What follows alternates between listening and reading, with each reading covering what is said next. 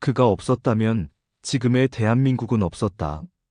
잔잔한 바닷소리, 거제의 파도가 철썩이는 소리. 한 소년이 있었습니다. 거제의 바람 부는 언덕, 그곳에서 그는 세상을 바꿔보겠다는 꿈을 꾸었습니다. 그의 이름 김영삼. 대한민국 최초의 문민 대통령, 그리고 YS라는 별명으로 불린 사나이.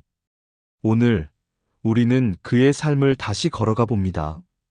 바람처럼 거칠었고 파도처럼 쉬지 않았으며 바다처럼 넓은 마음을 가진 한 정치인의 이야기.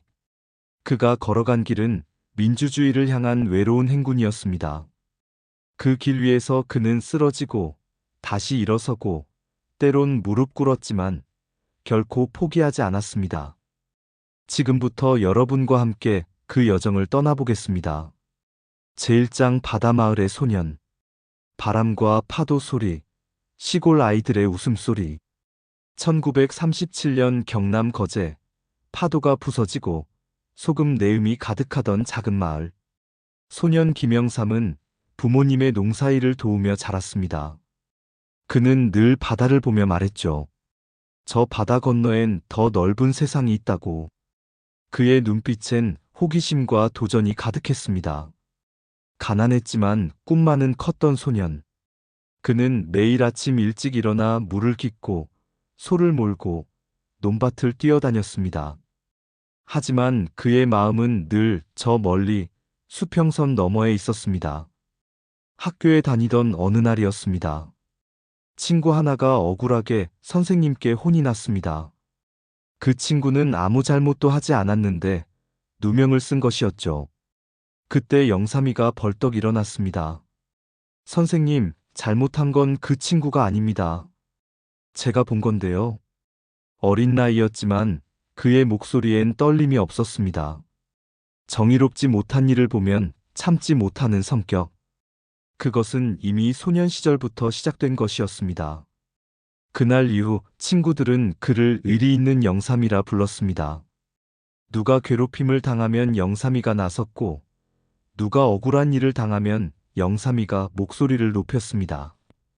어린 영삼의 마음속에는 이미 정의라는 두 글자가 자리 잡고 있었습니다. 그는 불의를 보면 참지 못했고, 약자가 당하는 모습을 보면 가만히 있을 수 없었습니다. 학교를 졸업하고 서울로 올라간 영삼은 더 큰 세상을 보게 됩니다. 해방 직후의 혼란, 전쟁의 상처, 가난에 찌든 사람들. 그는 생각했습니다. 이 나라를 바꿔야 한다. 누군가는 해야 한다. 그리고 그 누군가가 바로 나여야 한다고. 20살의 청년 김영삼은 그렇게 정치의 길로 들어섰습니다. 주변 사람들은 말렸습니다. 정치는 더러운 곳이다. 젊은 나이에 그런 곳에 발을 담그지 마라. 하지만 그는 웃으며 대답했습니다. 더러운 곳이니까 깨끗한 사람이 들어가야 하는 거 아닙니까? 그의 다짐은 확고했습니다. 정치를 통해 이 나라를 바꾸겠다. 가난한 사람들이 더 이상 억울하게 살지 않도록, 불의가 판치지 않도록, 정의가 살아 숨쉬는 나라를 만들겠다. 바다마을의 소녀는 그렇게 정치인의 길을 걷기 시작했습니다. 그의 발걸음은 가벼웠지만 그가 짊어진 짐은 무거웠습니다. 그러나 그는 두렵지 않았습니다. 바다에서 자란 소녀는 파도가 아무리 높아도 두려워하지 않는 법을 이미 알고 있었으니까요. 어머니는 아들의 손을 꼭 잡으며 말했습니다. 영삼아, 네가 하고 싶은 일을 해라. 하지만 절대 양심만은 잃지 마라. 그 말은 평생 그의 가슴에 새겨졌습니다. 양심. 그것이 그의 정치 인생을 관통하는 가장 중요한 단어가 될 줄 그때는 아무도 몰랐습니다. 제2장 청년의 피, 국회를 향하다. 서울 도심 소리, 전차 소리, 타작이 두드리는 소리. 1954년 불과 29살의 젊은 청년 김영삼은 국회의원에 당선됩니다. 당시 최연소 의원이었죠. 국회 본회의장에 처음 들어섰을 때 그의 가슴은 뛰었습니다. 드디어 이곳에서 나라를 바꿀 수 있다. 법을 만들고 불의와 싸우고 국민을 위해 일할 수 있다. 그러나 현실은 그의 기대와 달랐습니다. 국회는 권력 싸움의 장이었고 많은 정치인들은 국민보다 자신의 이익을 먼저 생각했습니다. 젊은 김영삼은 충격을 받았습니다. 이게 정치인가? 이게 국민을 대표하는 사람들이 하는 일인가? 하지만 그는 좌절하지 않았습니다. 오히려 더 목소리를 높였습니다. 국회 본회의장에서 그는 날카로운 질문을 쏟아냈습니다. 이 예산은 정말 국민을 위한 것입니까? 이 법안은 누구를 위한 것입니까? 선배 의원들은 불편해했습니다. 저 젊은 친구는 왜 저렇게 까칠한가? 조용히 있으면 될 것을 왜 저렇게 시끄럽게 구는가? 하지만 김영삼은 멈추지 않았습니다. 그는 부정과 불의를 보면 참지 못했습니다. 권력자들의 비리를 폭로하고 잘못된 정책을 비판했습니다. 그 때문에 그는 수없이 출당을 당했습니다. 당에서 쫓겨나고 다시 복당하고 또 쫓겨나는 일이 반복되었습니다.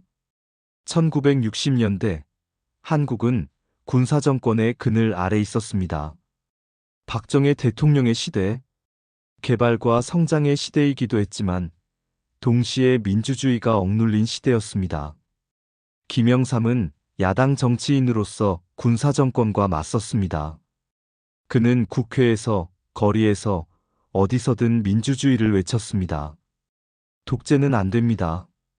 국민이 주인인 나라를 만들어야 합니다. 그의 연설은 열정적이었습니다. 단상 위에 서면 그는 다른 사람이 되었습니다. 평소엔 온화하고 부드러웠지만 연설할 때는 불같았습니다. 그의 목소리는 울림이 있었고 그의 말은 사람들의 가슴을 파고들었습니다. 청년 김영삼의 이름은 점점 더 알려지기 시작했습니다. 국민들은 그를 주목했습니다. 저 젊은 정치인은 다르다. 저 사람은 진짜로 국민을 위해 싸운다. 하지만 그의 길은 험난했습니다. 여러 차례 정치적 탄압을 받았고 감시를 당했으며 생명의 위협까지 받았습니다.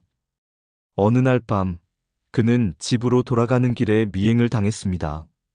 누군가 그를 뒤쫓고 있었습니다. 그는 두려웠지만 멈추지 않았습니다. 이 길이 내가 선택한 길이다.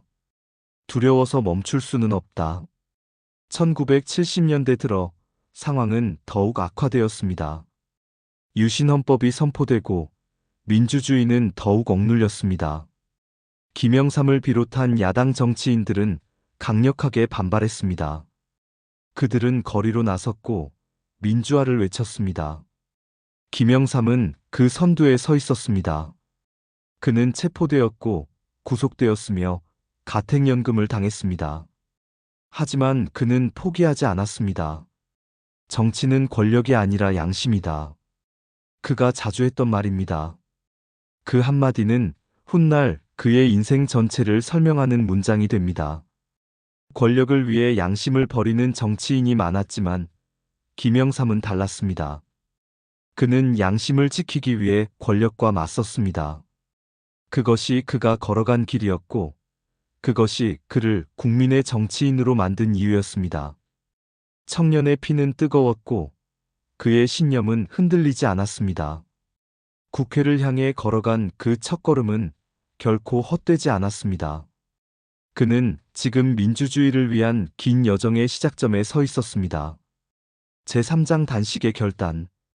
긴장감 있는 현악, 심장 박동음.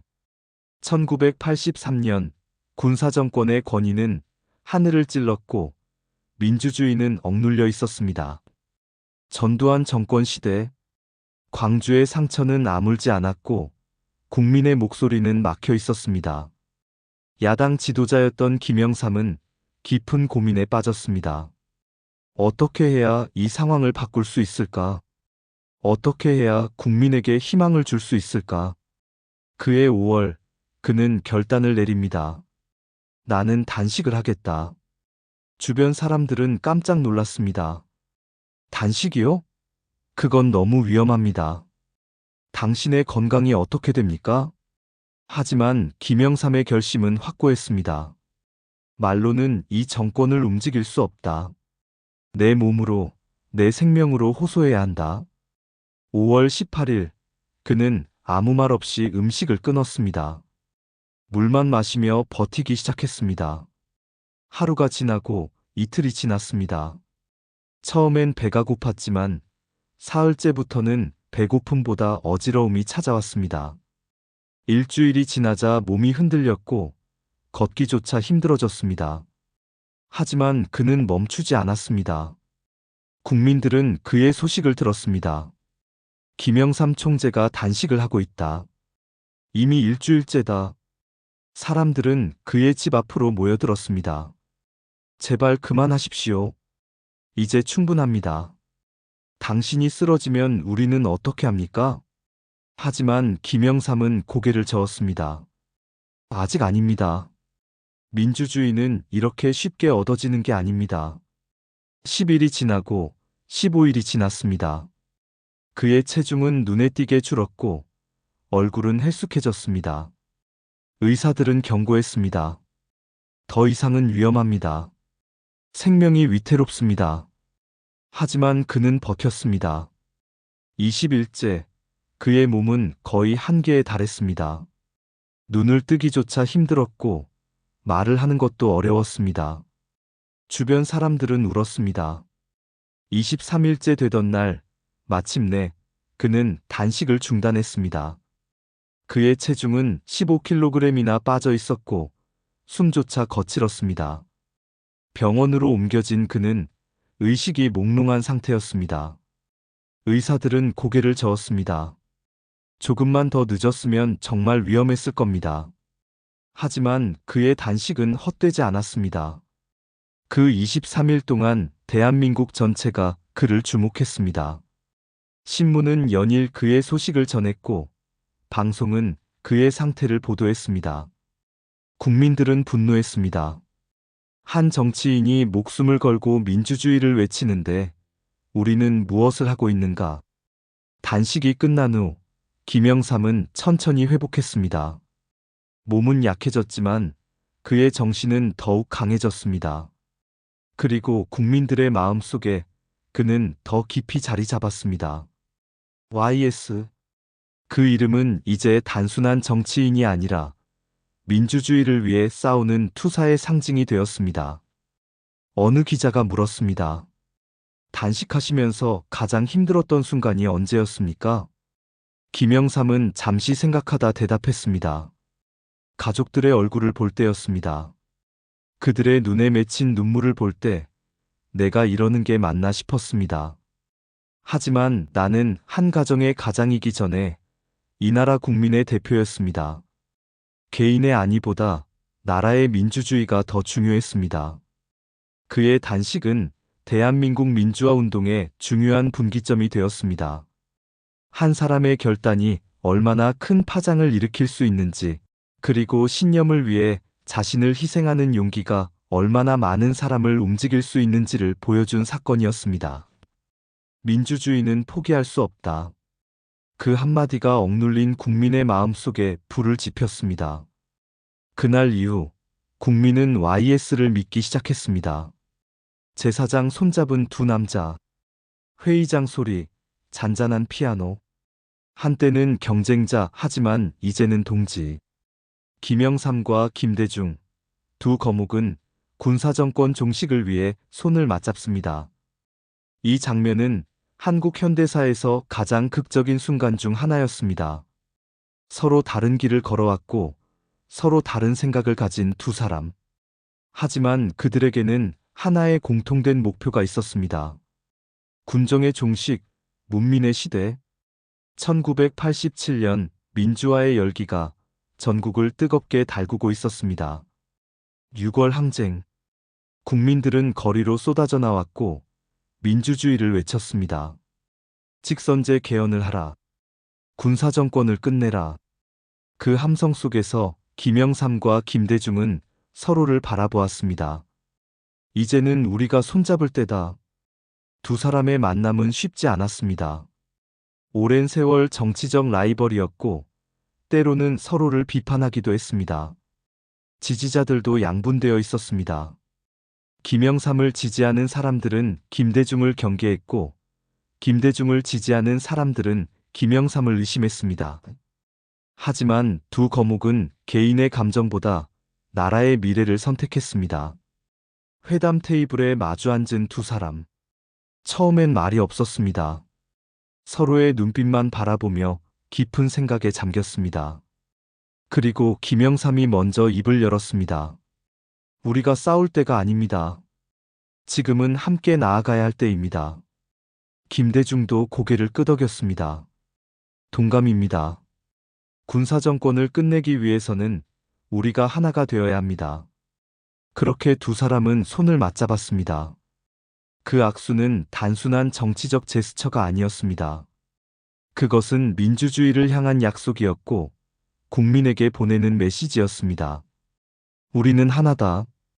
우리는 함께 싸운다. 신문의 일면을 장식한 그 사진은 많은 국민에게 희망을 주었습니다. 하지만 연대는 오래가지 못했습니다. 대선을 앞두고 두 사람은 다시 갈라섰습니다. 각자의 지지자들은 실망했고 야권은 분열되었습니다. 결국 1987년 대선에서 두 사람은 모두 패배했고 노태우가 당선되었습니다. 많은 사람들은 탄식했습니다. 만약 둘이 끝까지 함께했다면, 만약 단일화가 이루어졌다면, 김영삼은 그 패배를 뼈아프게 받아들였습니다. 내 욕심 때문이었을까? 내가 양보했어야 했을까? 밤마다 그는 자책했습니다. 하지만 그는 포기하지 않았습니다. 다음 기회를 준비했습니다.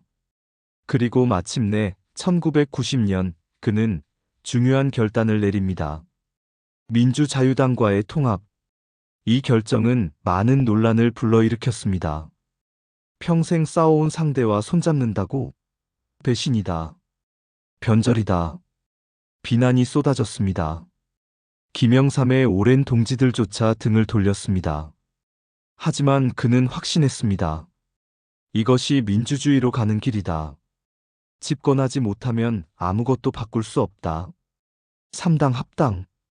그것은 한국 정치사의 큰 전환점이었습니다. 많은 사람들이 비판했지만 김영삼은 흔들리지 않았습니다. 그는 더 큰 그림을 보고 있었습니다.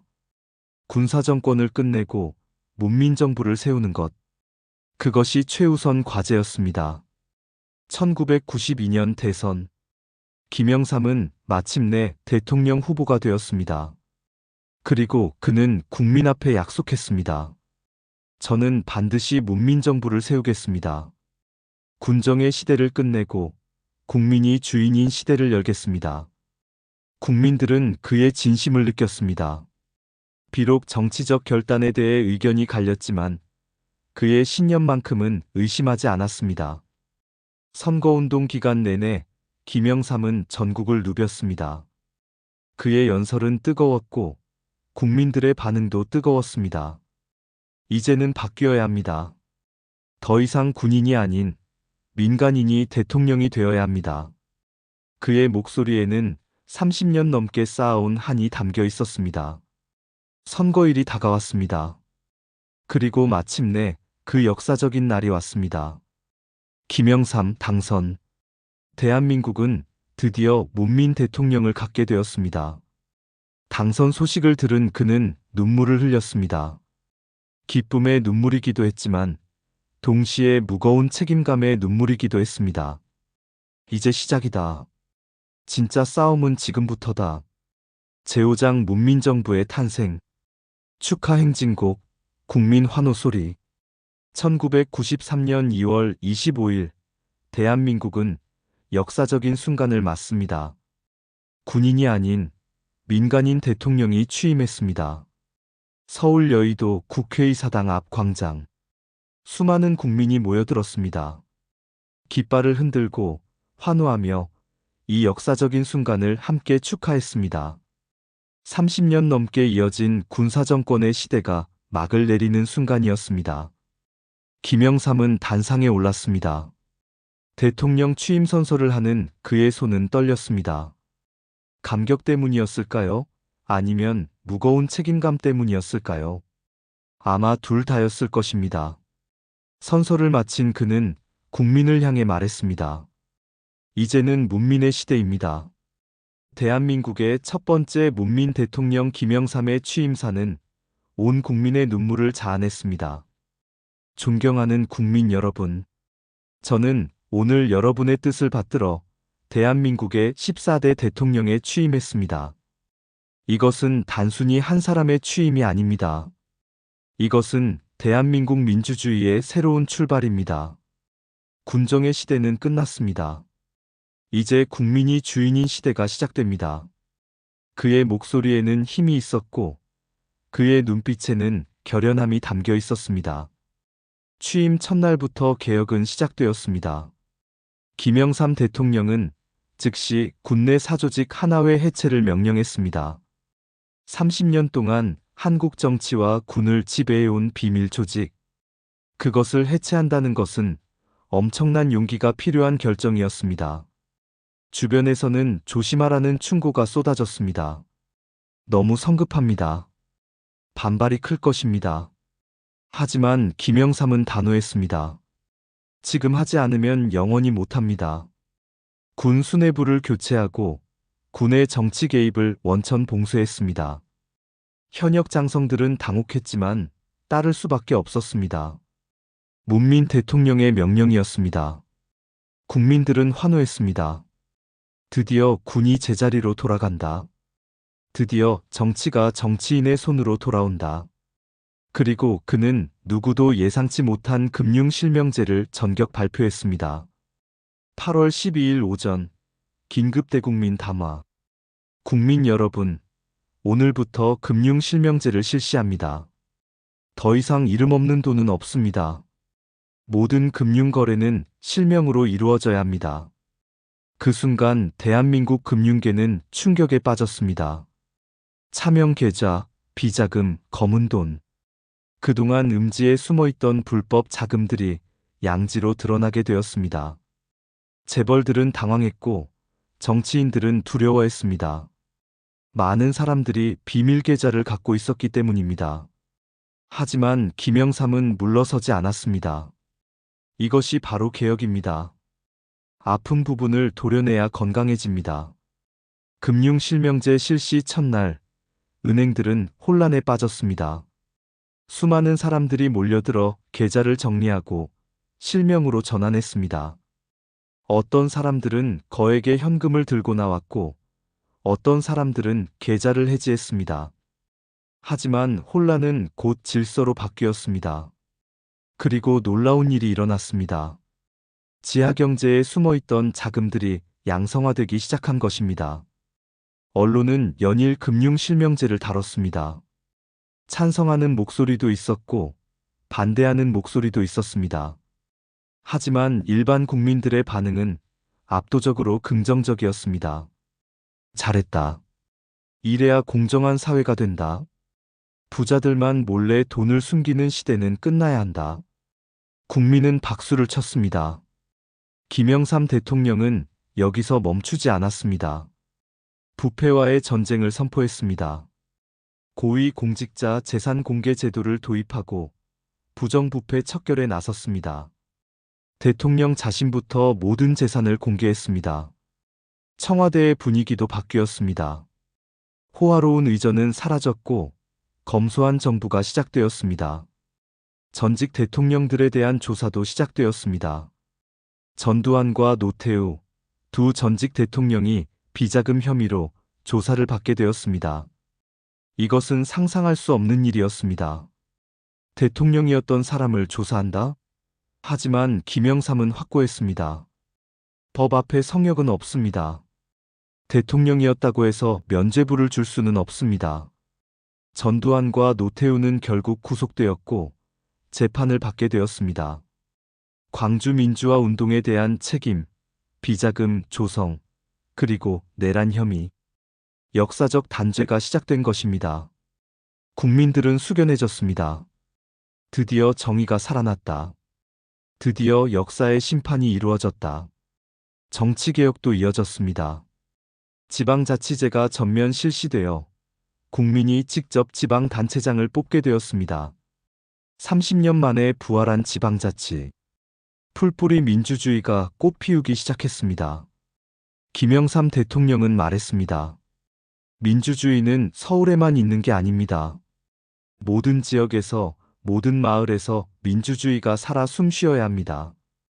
개혁의 속도는 빨랐고 그 범위는 넓었습니다. 교육개혁, 행정개혁, 경제개혁. 모든 분야에서 변화가 일어났습니다. 김영삼 정부는 쉬지 않고 달렸습니다. 대통령 임기는 5년. 그 짧은 시간 안에 모든 것을 바꿔야 한다는 조급함이 있었습니다. 하지만 국민들은 환호했습니다. 정말 나라가 바뀌고 있다. 정말 새로운 시대가 열리고 있다. 정치인의 시대에서 국민의 시대로. 대한민국은 그렇게 새로워지고 있었습니다. 문민정부의 탄생은 단순히 정권 교체가 아니었습니다. 그것은 대한민국 민주주의의 새로운 장이 열리는 순간이었습니다. 김영삼은 매일 아침 일찍 일어나 국정을 살폈습니다. 보고서를 읽고 회의를 주재하고 결정을 내렸습니다. 그의 하루는 새벽부터 밤늦게까지 이어졌습니다. 쉴 틈이 없었습니다. 하지만 그는 지치지 않았습니다. 이 일이 내 소명이다. 국민이 나를 이 자리에 보낸 이유다. 밤마다 그는 창밖을 바라보며 생각했습니다. 과연 내가 잘하고 있는 걸까? 국민의 기대에 부응하고 있는 걸까? 그리고 다짐했습니다. 더 열심히 하자. 더 많이 바꾸자. 시간이 많지 않다. 문민정부의 첫걸음은 그렇게 힘차게 내딛어졌습니다. 제6장 개혁의 파도와 고독. 서늘한 피아노, 밤 회의 장면. 개혁의 파도는 높았습니다. YS는 부패와 싸우며 흔들리지 않았습니다. 하지만 개혁은 항상 외로운 길이었습니다. 주변의 반발이 거세졌습니다. 동료들은 하나둘 떠나갔고 오랫동안 함께했던 동지들마저 등을 돌렸습니다. 너무 급하다. 너무 과격하다. 조금 천천히 가자. 하지만 김영삼은 멈출 수 없었습니다. 청와대 집무실, 깊은 밤. 대통령은 홀로 서류를 검토하고 있었습니다. 개혁 법안, 인사 문제, 경제 정책. 결정해야 할 일이 산더미 같았습니다. 그는 때때로 창밖을 바라보며 한숨을 쉬었습니다. 개혁이란 게 이렇게 외로운 줄 몰랐어. 혼잣말이 새어나왔습니다. 정치적 동지들과의 갈등도 깊어졌습니다. 3당 합당으로 함께한 사람들은 개혁의 속도에 불만을 품었습니다. 야당 시절 함께 싸웠던 동료들은 변절했다고 비난했습니다. 김영삼은 사면초가에 빠졌습니다. 어느 쪽도 완전히 만족시킬 수 없었습니다. 하지만 그는 자신의 길을 갔습니다. 나는 특정 세력을 위한 대통령이 아니다. 국민 전체를 위한 대통령이다. 언론의 비판도 거세졌습니다. 초기의 찬사는 점점 비판으로 바뀌었습니다. 독단적이다. 측근 정치를 한다. 경제를 모른다. 쏟아지는 비난 속에서 김영삼은 버텨야 했습니다. 매일 아침 신문을 펼치면 자신에 대한 비판 기사가 가득했습니다. 처음엔 화가 났지만 점차 무뎌졌습니다. 이것도 민주주의다. 대통령이라고 비판받지 말라는 법은 없다. 가족들도 고통받았습니다. 대통령의 가족이라는 이유로 끊임없는 감시와 비난을 받았습니다. 특히 아들들은 그 부담이 컸습니다. 김영삼은 가족들에게 미안했습니다. 나 때문에 너희가 고생한다. 하지만 가족들은 그를 응원했습니다. 아버지가 하시는 일이 옳다면 우리는 견딜 수 있어요. 개혁 과정에서 많은 저항이 있었습니다. 재벌들은 경제개혁에 반발했고 관료들은 행정개혁에 저항했습니다. 군은 군개혁을 불편해했고 정치인들은 정치개혁을 꺼렸습니다. 모두가 변화를 원했지만 정작 자신이 변하는 것은 원하지 않았습니다. 김영삼은 고독했습니다. 대통령의 자리는 생각보다 훨씬 외로운 곳이었습니다. 모든 결정의 책임은 자신에게 있었고, 모든 실패의 비난도 자신이 받아야 했습니다. 밤마다 그는 무거운 마음으로 잠자리에 들었습니다. 내가 과연 제대로 하고 있는 걸까? 그럼에도 그는 포기하지 않았습니다. 아침이 되면 다시 일어나 국정에 임했습니다. 회의를 주재하고 보고를 받고 결정을 내렸습니다. 그의 의지는 단단했습니다. 지금 힘들어도 나중에는 이해받을 것이다. 역사가 증명해 줄 것이다. 하지만 국민의 기대는 점점 높아졌습니다. 처음에 열광적인 지지는 시간이 지나면서 냉정한 평가로 바뀌었습니다. 왜 경제는 나아지지 않는가? 왜 내 삶은 여전히 어려운가? 국민들은 더 많은 것을 원했습니다. 김영삼은 그 기대의 무게를 감당해야 했습니다. 측근들과의 갈등도 생겼습니다. 오랫동안 함께한 참모들이었지만 의견 차이가 있었습니다. 어떤 이는 더 빨리 가자고 했고, 어떤 이는 천천히 가자고 했습니다. 김영삼은 그 중간에서 균형을 잡아야 했습니다. 하지만 모두를 만족시키기는 불가능했습니다. 정치적 고립도 깊어졌습니다. 야당은 물론이고 여당 내에서도 비주류 세력이 생겨났습니다. 대통령의 권위는 여전히 강했지만 정치적 기반은 점점 약해졌습니다. 김영삼은 느꼈습니다. 권력이란 게 이렇게 덧없구나. 아무리 강한 권력도 영원하지 않구나. 어느 날 밤, 그는 오래된 친구에게 전화를 걸었습니다. 야당 시절 함께 민주화 운동을 했던 동지였습니다. 하지만 이제는 서로 다른 길을 걷고 있었습니다. 자네, 요즘 어떤가? 친구는 잠시 침묵하다 대답했습니다. 자네도 알겠지만 요즘 세상이 쉽지 않네. 김영삼은 씁쓸하게 웃었습니다. 그래, 쉽지 않지. 개혁의 파도는 계속되었지만 그 파도를 타는 사람은 점점 외로워졌습니다. 주변에 사람은 많았지만 진심으로 이해해주는 사람은 적었습니다. 김영삼은 깨달았습니다. 개혁이란 원래 외로운 것이구나. 앞서가는 사람은 항상 혼자구나. 하지만 그는 멈추지 않았습니다. 외로워도 힘들어도 가야 할 길을 갔습니다.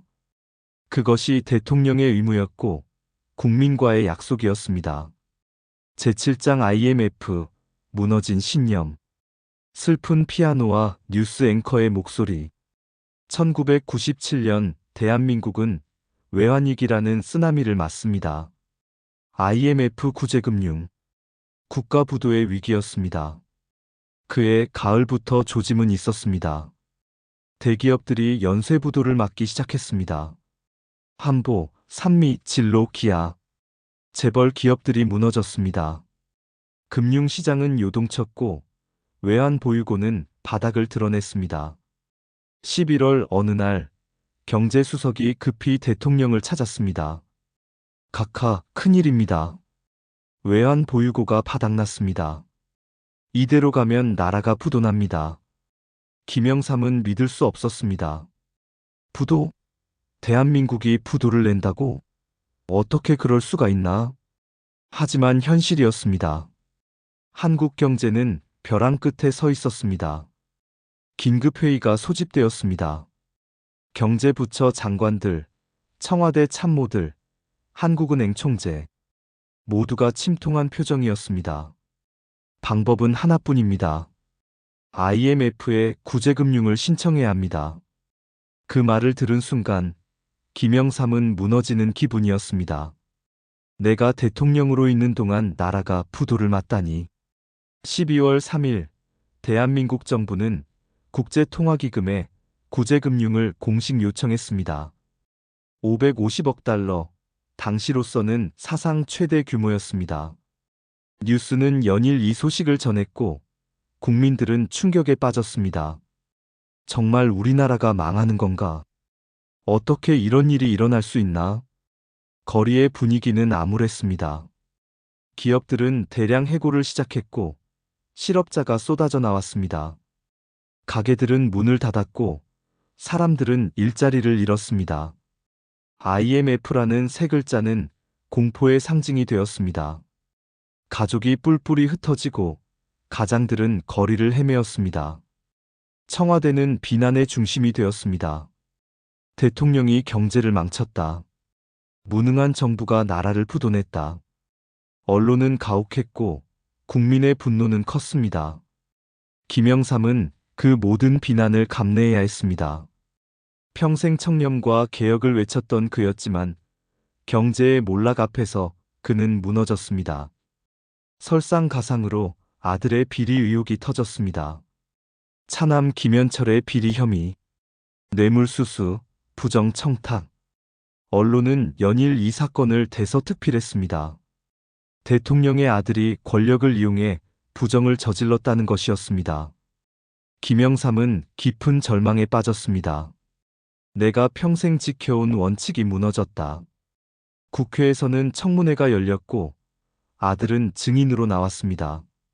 텔레비전 생중계로 전 국민이 지켜보는 가운데 대통령의 아들은 질문을 받았습니다. 김영삼은 그 장면을 볼 수 없었습니다. 집무실에 혼자 앉아 고개를 떨구었습니다. 내가 자식 교육을 잘못했구나.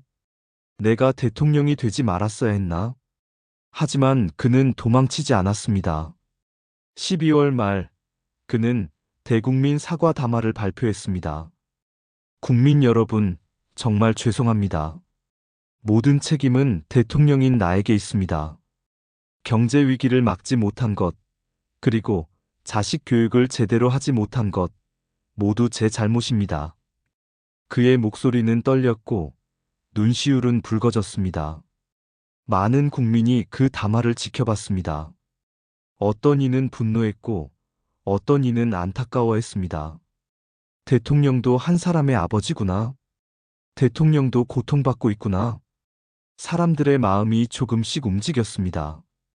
분노만으로는 위기를 극복할 수 없다는 것을 깨달았습니다. 국민들은 스스로 나섰습니다. 금모으기 운동이 시작되었습니다. 집집마다 숨겨둔 금반지, 금목걸이를 내놓았습니다. 할머니들은 결혼반지를 내놓았고 아이들은 돌반지를 내놓았습니다. 나라를 살리기 위해서라면 이 정도는 해야 한다. 그 모습에 김영삼은 또 눈물을 흘렸습니다. 이런 국민을 가진 나라가 망할 리 없다.